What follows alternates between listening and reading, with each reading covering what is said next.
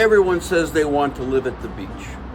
But if you are wondering whether you can afford it, this video is for you.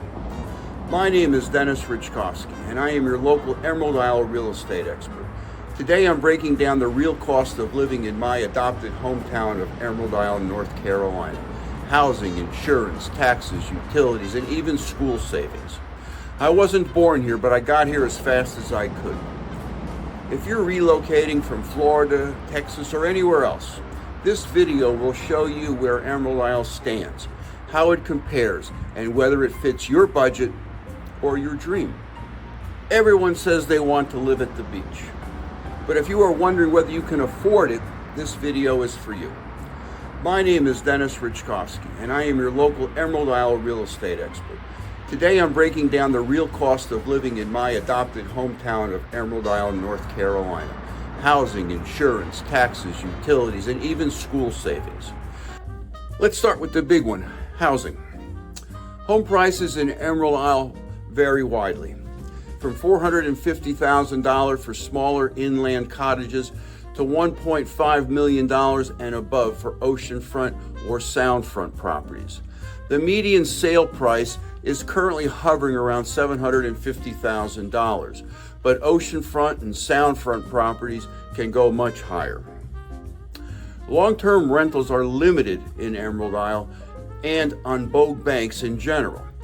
More long-term rental opportunities can be found on the mainland in Cape Carteret, Swansboro, and Jacksonville.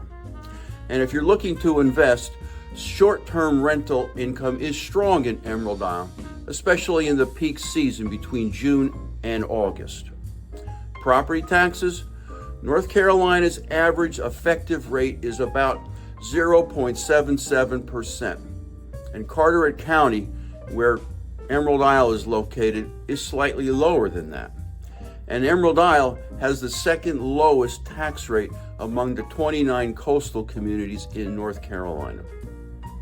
Compare that to Florida or Texas, where effective rates are 0.89% to 1.6%, depending on the county.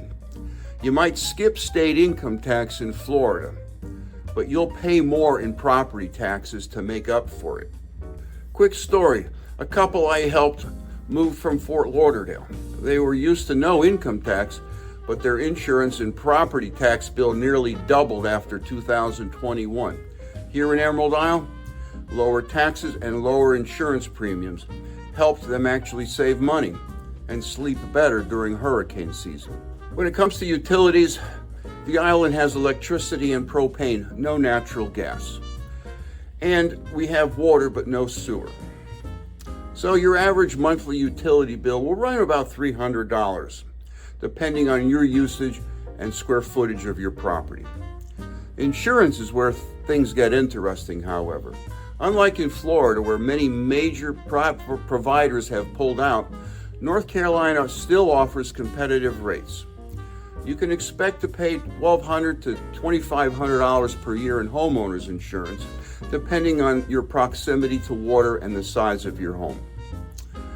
Flood insurance is optional in many areas, especially elevated zones in Emerald Isle, although all oceanfront properties, regardless of elevation, will have a flood insurance policy, especially if the house has a mortgage.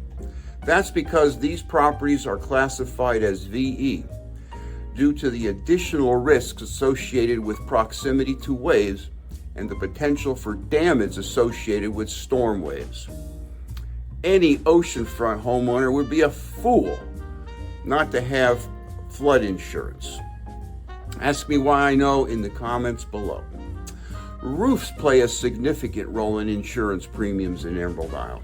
Some carriers will not even write a policy for if you have a roof that's over 20 years old, regardless of condition or material.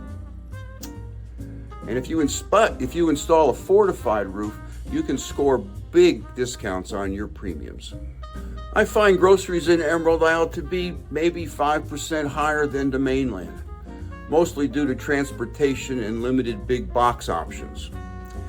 You'll have Publix and Food Line here in Emerald Isle, and a Lowe's Food just over the bridge in Cape Carteret. Local seafood obviously is plentiful, I frequent Willis's for my shrimp and local catch. Dining out? Expect to pay $12 to $18 for lunch and $30 to $40 per person for dinner at a mid-range restaurant. Gas prices are usually in line with the rest of North Carolina, but here's your tip of the day. Prices on the island are often 20 cents per gallon higher, so I recommend you fill up before you get on the bridge to Emerald Isle. I like the lows in Cape Carteret. If you're relocating with kids, listen up. This is where Emerald Isle shines. There are no public schools directly on the island, or in Emerald Isle for that matter, but families attend top-rated Carteret County public schools just over the bridge. These schools consistently rank among the best in the state of North Carolina, and that has two big advantages for you. Number one, you don't have to pay for private schools to get top-tiered education, and two, homes in high-performing districts often have better resale value. And if you're coming from a state where private school tuition costs $10,000 to $25,000 per year per child, this could be a major savings over time. Bottom line, living in Emerald Isle is not inexpensive, but it's often more affordable than people expect, especially if you're coming from a high tax or high insurance state. If you're crunching the numbers on a move or just want help finding the right property that fits your budget, reach out. I help relocation buyers every week compare lifestyles, tax impact, and long-term value here on the Crystal Coast. Call or text me at 919-308-2292. I answer every message. And if you call or text, I'll give you a complimentary copy of my book, Live Where You Vacation. If you learned something, please like and subscribe to my channel. Thanks for watching, and stick around for another recommended video on my favorite topic of Emerald Isle. See you in the next video. Bottom line, living in Emerald Isle is not inexpensive, but it's often more affordable than people expect, especially if you're coming